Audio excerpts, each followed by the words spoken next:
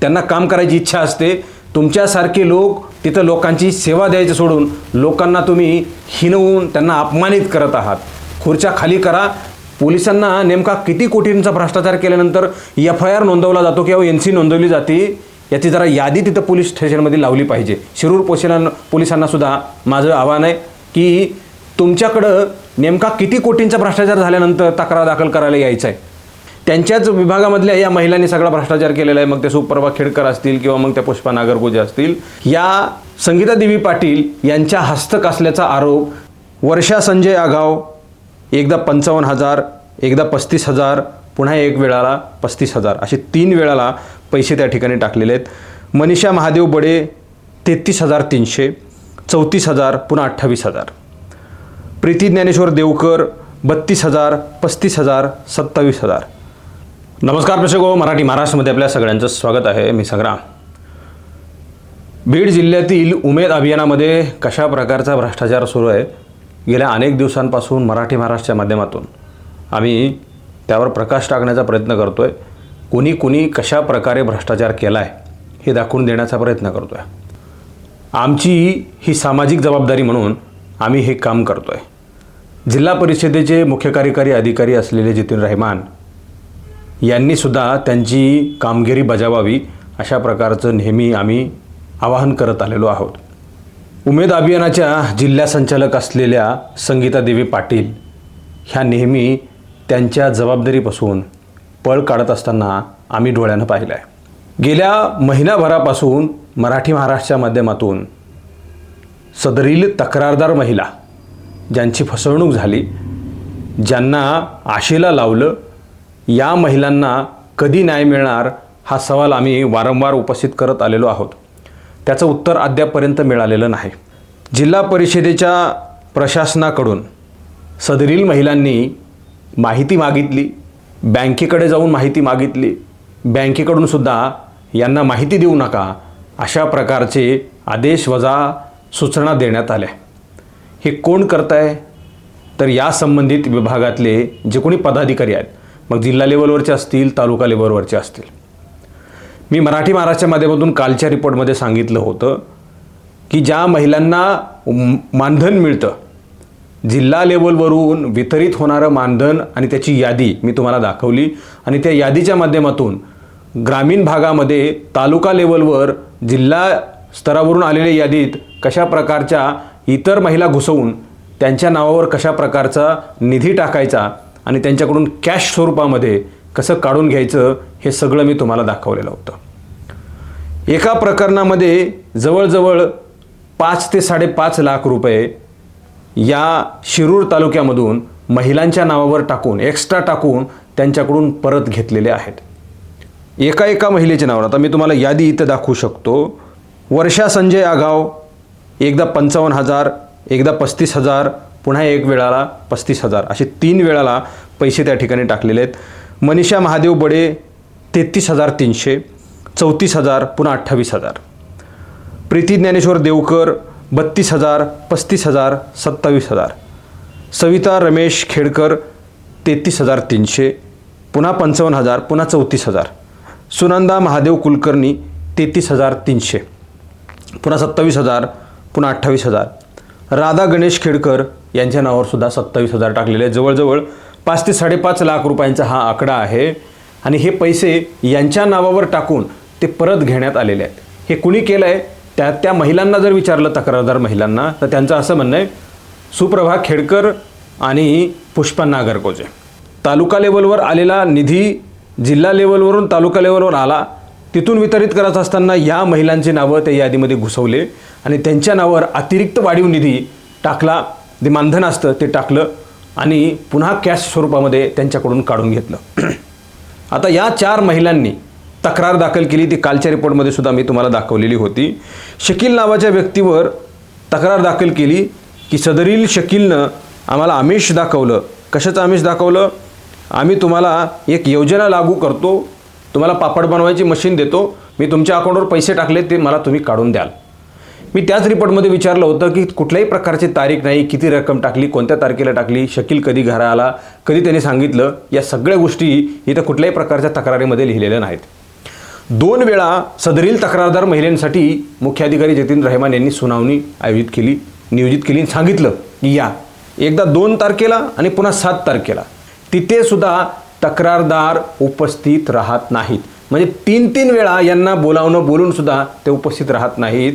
या सगळ्या गोष्टीवरून त्यांच्या अनुपस्थितीवरून लक्षात येतं की त्या तक्रारी फ्रॉड आहेत. आमच्या खात्यावर पैसे टाकले आणि शकीलनं पुन्हा आमच्याकडून काढून घेतले अशी तक्रार करून त्या तक्रारीबाबत चौकशी असताना सुद्धा तक्रारदार उपस्थित राहत नाहीत. याचा अर्थ काय समजवायचा की ही तक्रार फ्रॉड आहे असं म्हणणं चुकीचं ठरणार नाही. म्हणजे मी कुठल्या प्रकारचा निर्णय देऊ शकत नाही, मात्र तरीसुद्धा 3 वेळा ते उपस्थित का राहत नाहीत याचा अर्थ काय समजायचा. मग ती तक्रार खोटी आहे. कशामुळं ही तक्रार करायची. मग तक्रार करायची तर ते न्याय मिळवण्यासाठी तरी उपस्थित राहिलं पाहिजे होतं. तसंही होत नाही. जिल्हा संचालक असलेल्या संगीतादेवी पाटील कुठल्याही चौकशीला त्यांच्या विभागामधले सगळे भ्रष्टाचार उघडकीस झालेला आहे.